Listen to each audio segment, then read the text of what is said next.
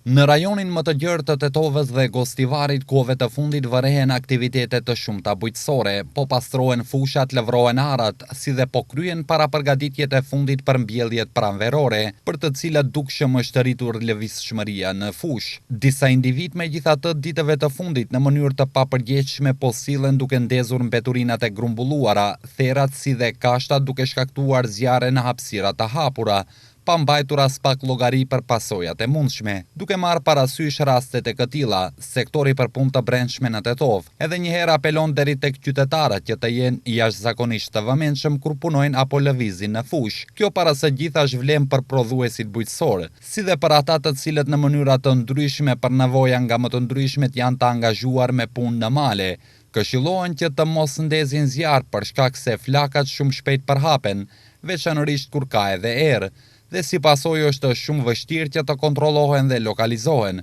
Për arsye se javën e kaluar dhe këtë javë në disa vende në Pollok janë vërejtur disa zjarre në terren shumë të vështirë, shuarja e të cilëve shpesh është e vështirësuar dhe praktikisht e pamundur, thon nga policia e Tetovës. Sektori për punë të brendshme në Tetovë informon se shkaktimi i qëllimshëm i zjarrit në mal apo fushë paraqet vepër penale, për të cilën vepër është parapar dënim me burg nga 8 deri në 10 vjet, varësisht vendit ku është shkaktuar zjarri, qëllimeve dhe pasojave përfundimtare.